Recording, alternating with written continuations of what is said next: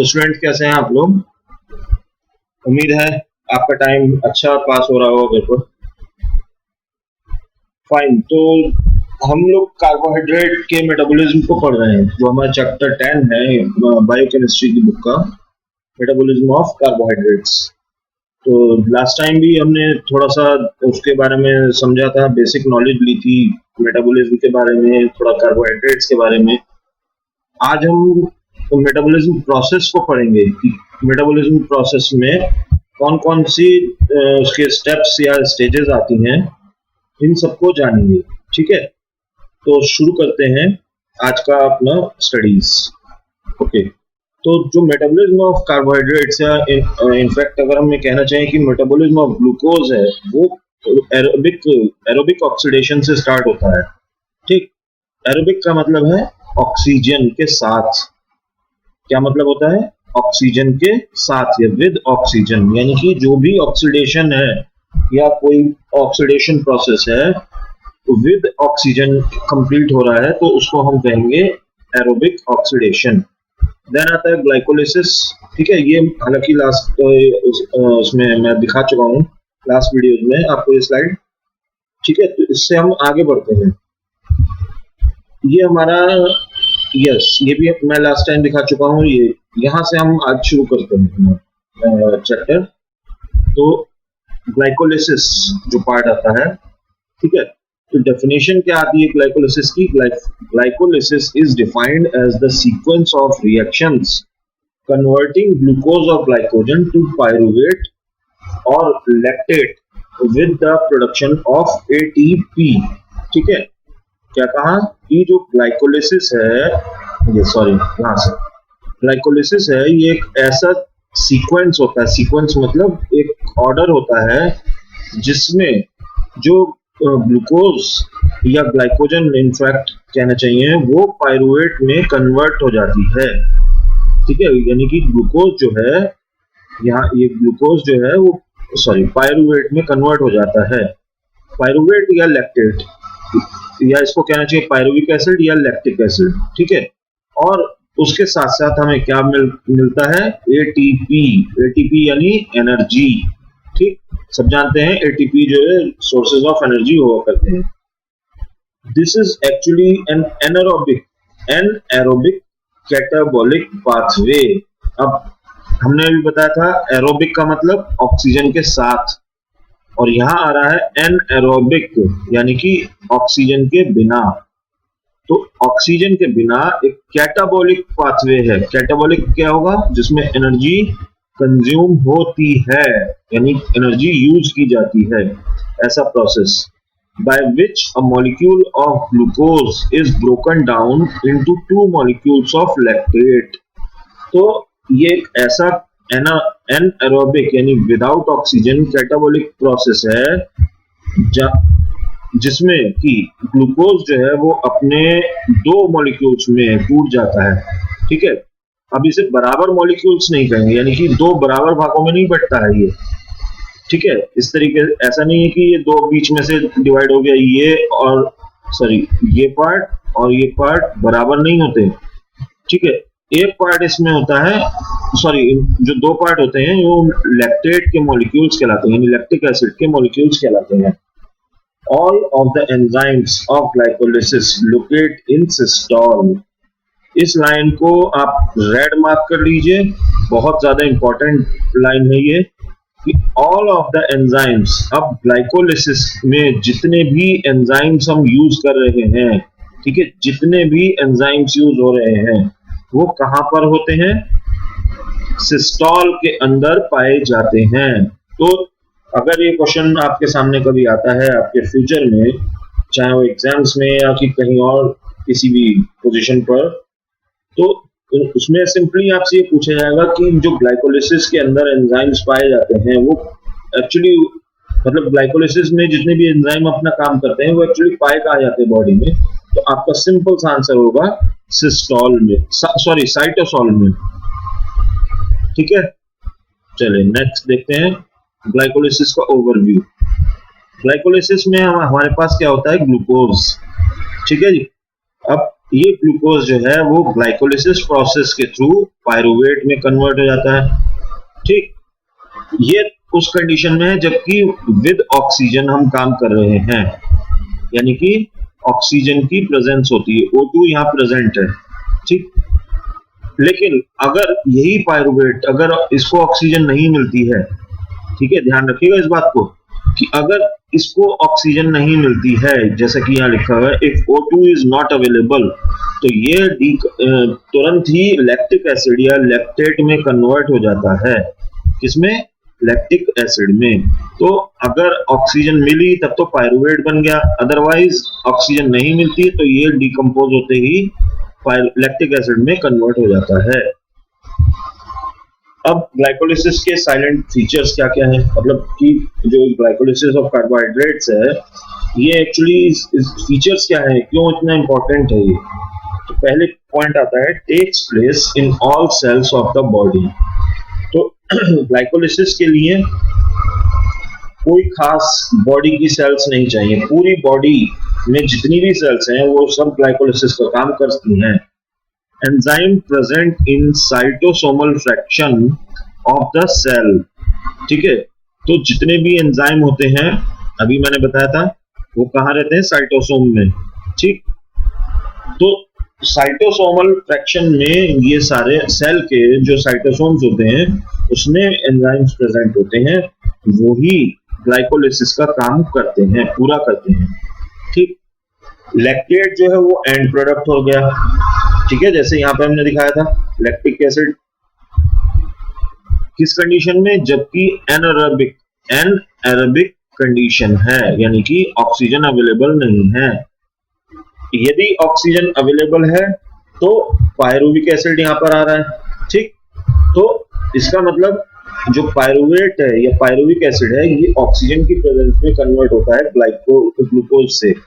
ठीक है, और फाइनली क्या होता है, पायरुवेट को अगर ऑक्सीजन मिल भी जाती है तो ये आगे डिकम्पोज हो जाता है, ऑक्सीडाइज हो जाता है, क्योंकि ऑक्सीजन मिल रही है इसलिए ऑक्सीडेशन होगा तो ये कार्बन डाइऑक्साइड और वाटर में कन्वर्ट हो जाता है तुरंत ही। ठीक, क्योंकि ये क्या है? एरोबिक कंडीशन में। ठीक है, तो ऑक्सीडेशन हो जाएगा, और अगर एन एरोबिक होगा तो डी ऑक्सीजनेशन कहलाएगा। ठीक है, tissues lacking mitochondria major pathway ATP synthesis. अब जिन टिश्यूज में माइटोकॉन्ड्रिया नहीं मिलता है, ठीक है, ध्यान देना इस पॉइंट को, फिफ्थ पॉइंट जो बता रहा हूं कि ऐसे टिश्यूज जिनके अंदर माइटोकॉन्ड्रिया नहीं मिलता है, ठीक, उसमें एटीपी का सिंथेसिस किया जाता है, सिंथेसाइज करके एटीपी बनाया जाता है। ठीक है, very essential for brain, dependent on glucose for energy. अब क्या है, इन्होंने बताया कि ये जो ग्लाइकोलिसिस है हमारा, ठीक है, ये क्या है, बहुत ज्यादा जरूरी एक प्रोसेस है हमारे ब्रेन के लिए। क्यों? क्योंकि ब्रेन जो है वो ग्लूकोज पर ही डिपेंड करता है एनर्जी प्राप्त करने के लिए। इसका मतलब क्या है कि अगर बॉडी में ग्लूकोज की मात्रा कम होती जाएगी, ठीक, ग्लूकोज की मात्रा डाउन चली जाएगी, तो क्या होगा, ब्रेन भी प्रॉपरली वर्क नहीं करता है। अब इसको ऐसे समझ सकते हैं आप कि जब आप लगातार काम कर करके थक चुके होते हैं पूरी तरह से, तो आप कहते हैं ना कि अब मैं थक चुका हूं, मेरा दिमाग काम नहीं कर रहा है, वो यही कंडीशन है। क्यों? क्योंकि वहां पे क्या है, ग्लूकोज की परसेंटेज कम होती गई है लगातार और एक लेवल पर आकर सेट हो गई है। ठीक है, और उस टाइम में ब्रेन जो है वो प्रॉपरली फंक्शन नहीं कर पा रहा है, इसीलिए आपकी सोचने समझने की शक्ति कम हो गई होती है उस कंडीशन में। ठीक है, तब क्या करते हैं, तब आप आराम करते हैं और इस ग्लूकोज को दोबारा से प्राप्त करते हैं बॉडी में। ठीक, ये अभी आगे हम पढ़ेंगे पूरा, जैसे हमने मसल्स में पढ़ा था। ठीक है ना, फटीग आने पर क्या होता है, वो ही चीज बता रहा हूँ मैं आपको। ठीक, सेंट्रल मेटाबॉलिक पाथवे, अब इसको ग्लाइकोलिसिस प्रोसेस को हम सेंट्रल मेटाबॉलिक पाथवे भी कहते हैं। क्यों? क्योंकि पूरे मेटाबॉलिज्म, जो पूरा मेटाबॉलिज्म है कार्बोहाइड्रेट्स का, उसका सेंट्रल पार्ट क्या है, ग्लूकोज का आगे कन्वर्ट होना, ग्लाइकोलिसिस होना, ठीक है, काय में, पायरुवेट या लैक्टेट में। रिवर्सल ऑफ ग्लाइकोलिसिस, अब यहाँ पे इन्होंने क्या बता दिया कि जो इसका रिवर्सल है, यानी कि अब इसका उल्टा अगर चलते हैं तो उसको हम क्या कहते हैं, ग्लाइकोनियोजेनेसिस, ठीक। यानी कि अगर ग्लाइकोलिसिस को उल्टा कर दिया जाए, यानी कि पायरुवेट या लैक्टेट से हम अगर ग्लूकोज प्राप्त कर रहे हैं तो वो प्रोसेस क्या कहलाएगा, ग्लूकोनियोजेनेसिस, ठीक है, क्लियर हो गया।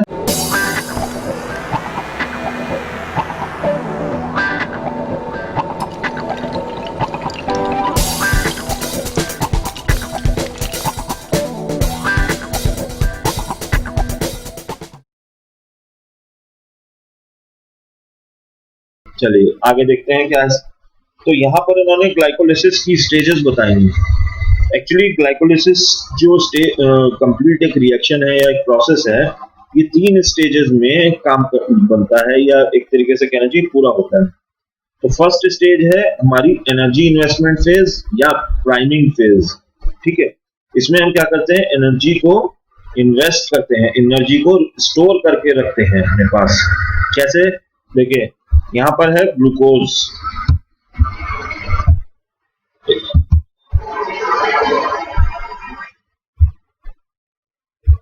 हाँ जी, तो यहाँ पर है ग्लूकोज हमारे पास, ठीक। अब ये क्या होता है, इस जैसे ही ये हेक्सोकाइनेज एंजाइम इसको मिलता है, ठीक है, तो उस कंडीशन में क्या होता है, एटीपी जो है वो एडीपी में कन्वर्ट हो जाता है, एडेनोसिन ट्राइफॉस्फेट एडिनोसिन डाइफॉस्फेट में कन्वर्ट हो जाता है, जिससे रिजल्ट क्या मिलता है कि ये जो ग्लूकोज था, ये इसके डाइफॉस्फेट में कन्वर्ट होने के कारण जो इसका एक फॉस्फेट हमारा एक्स्ट्रा बचा, ट्राई था ना, यानी कि यहाँ पे थे 3 फॉस्फेट, यहाँ पर है डाइफॉस्फेट यानी 2 फॉस्फेट के मॉलिक्यूल्स हैं। तो एक जो यहाँ पे मॉलिक्यूल बचता है वो ग्लूकोज के साथ रिएक्शन करके 6 पोजीशन पर जुड़ जाता है, ग्लूकोज में कार्बन की 6 पोजीशन, चेन में 6 पोजीशन, ठीक है, तो वहां पर जुड़ जाता है और ये बन जाता है ग्लूकोज 6 फॉस्फेट। अब इस कंडीशन में आने पर यहाँ पर अगर इसको फॉस्फोग्लूकोज आइसोमेरेज एंजाइम मिल जाता है, तब ये कन्वर्ट हो जाता है फ्रक्टोज 6 फॉस्फेट में, ठीक, यानी कि ग्लूकोज जो है वो फ्रक्टोज में कन्वर्ट हो गया। और ये जो रिएक्शन है, ये वाली, ये दोनों साइड होती है, मतलब अगर हम फ्रक्टोज 6 फॉस्फेट को कन्वर्ट करना चाहते हैं ग्लूकोज 6 फॉस्फेट में, तो हमें रिवर्स जाना होगा बस, ठीक है। चलिए फिर आता है जब फ्रक्टोज 6 फॉस्फेट होता है, ये भी अनस्टेबल होता है, और ये फॉस्फोफ्रक्टोकाइनेज एंजाइम की प्रेजेंस में जो एटीपी बचा हुआ है हमारे पास, उसको अगेन एडीपी में कन्वर्ट कर देता है, यानी कि यहाँ पर भी 3 मॉलिक्यूल्स थे फॉस्फेट के, और यहाँ पे 2 मॉलिक्यूल्स थे। तो इस कंडीशन में अब जो इसका एक मॉलिक्यूल बचा यहाँ पर, वो बाई में, यानी कि फॉस्फेट के 2 मॉलिक्यूल्स अब फ्रक्टोज की चेन के साथ जुड़ गए। तो अब क्या बना, फ्रक्टोज 1,6 बाई फॉस्फेट, यानी कि अब फ्रक्टोज की चेन में 2 फॉस्फेट मॉलिक्यूल्स आकर जुड़ गए हैं। तो इससे क्या होता है, एनर्जी जो है वो सेव हो जाती है। सेकेंड स्टेज आती है स्प्लिटिंग फेज। अब स्प्लिटिंग फेज का मतलब क्या होता है, अभी तो हमने सेव करके रखी है एनर्जी और मॉलिक्यूल्स को, ठीक है, अब यहाँ पर हम स्प्लिट कर देते हैं। क्या होता है, जो हमारा डाइहाइड्रोक्सी एसीटोन फॉस्फेट मिला हमें, ठीक है, ये ट्रायोज फॉस्फेट आइसोमेरेज एंजाइम की प्रेजेंस में एक तो एल्डोज बना देता है, एल्डोलेज सॉरी, ठीक है, और दूसरा बनाता है ग्लाइसरल्डिहाइड 3 फॉस्फेट, यानी कि अब यहाँ पर फॉस्फेट के 3 मॉलिक्यूल्स आ चुके हैं ग्लूकोज की चेन के साथ, इसीलिए इसको, और ये अब ये ग्लूकोज की चेन भी नहीं रही है एक्चुअली, इसमें एल्डिहाइड और आकर जुड़ गया, ठीक है। तो यहाँ पर क्या हुआ, यहाँ पर 2 पार्ट में स्प्लिट हो गया, एक तो एल्डोलेज और एक हो गया ग्लाइसरल्डिहाइड 3 फॉस्फेट। नेक्स्ट थर्ड और लास्ट स्टेज जो आती है वो होती है एनर्जी जनरेशन फेज। अब जो है हमें एनर्जी जो है यहाँ पर कंप्लीटली मिल जाती है, कन्वर्ट हो जाती है। कैसे होती है अब देखते हैं। हमारा जो मिला था हमें फ्रक्टोज 1,6 बाइफॉस्फेट, ठीक है, और यहाँ पे मिला ग्लाइसरेल्डिहाइड 3 फॉस्फेट। ये क्या करते हैं, ये कन्वर्ट हो जाते हैं ग्लाइसरेल्डिहाइड 3, ये जो हमारा एंजाइम, सॉरी, ये ग्लाइसरेल्डिहाइड 3 फॉस्फेट डीहाइड्रोजिनेज, ये एंजाइम मिलता है हमें, ठीक है। अच्छा, इस कंडीशन में क्या है, NADH में कन्वर्ट हो चुका होती है सारी चीजें, P1 और NAD प्लस है ये। तो यहाँ पर अब क्या हुआ कि 1,3 बिस फॉस्फोग्लाइसरेट, ये एक अनस्टेबल प्रोडक्ट हमें मिल जाता है। जैसे ही ये मिलता है हमारा फॉस्फोग्लाइसरेट काइनेज एंजाइम इसके साथ रिएक्शन करता है और ADP यहाँ पर ATP में कन्वर्ट होने लगता है, ठीक है। यानी कि जो डाई फॉस्फेट थे, अब एक फॉस्फेट इसमें से निकाल लेते हैं और अपने अंदर जोड़ लेते हैं, ठीक। तो ये अब बाई की जगह सिंगल बचा, यानी कि केवल थर्ड पोजीशन पे, यानी कि जो फर्स्ट पोजीशन वाला फॉस्फेट था ये अब इसमें से अलग हो गया और यहाँ पर क्या हुआ, एनर्जी रिलीज हो गई, ATP मिल गया हमें, ठीक है। तो ये जो फॉस्फोग्लाइसरेट मिला ये रिवर्सिबल है। अगर हम यहाँ पर एक फॉस्फेट इसको ऐड कर देंगे तो अगेन 1,3 बाइफॉस्फेट में कन्वर्ट हो जाएगा, ठीक। ये ऊपर भी चलेगा। अभी तो ये ऐसे आ रही है रिएक्शन, अगर हम इसको फॉस्फेट प्रोवाइड करा देंगे तो ये उल्टी चल पड़ेगी रिएक्शन, ठीक। अगेन अगर हमें फॉस्फोग्लाइसरेट म्यूटेज एंजाइम मिल जाता है इस कंडीशन में, ठीक है, लेकिन एक्चुअली जो होता ही है, तो यहाँ पर हमें मिलता है 2 फॉस्फोग्लाइसरेट। अब क्या है, जो थर्ड पोजीशन का जो फॉस्फेट ग्रुप था वो यहां से उठकर, यानी कि ये जो हमारा एंजाइम है फॉस्फोग्लाइसरेट म्यूटेज एंजाइम, ये एक ऐसे समझ लीजिए कि इसको थर्ड पोजीशन से उठाकर सेकंड पोजीशन पर ले आता है, ठीक है जी। यहां पर हमें मिलता है एनोलेज एंजाइम और इसके साथ साथ वाटर की कुछ मात्रा बाहर निकल जाती है रिएक्शन से, यानी रिएक्शन जो चल रही है उससे बाहर हो जाती है।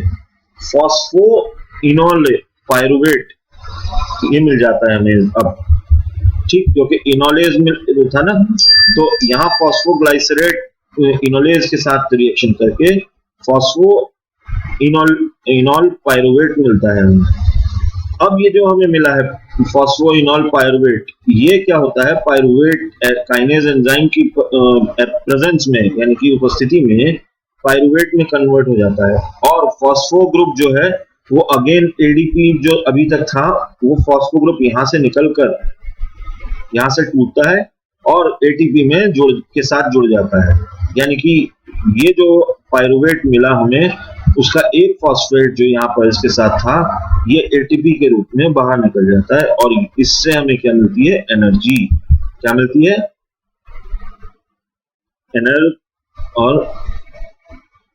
एनर्जी, ठीक है। तो इस तरीके से जो ग्लाइकोलिसिस प्रोसेस है ये कंप्लीट हो जाता है और हमको एनर्जी मिल जाती है।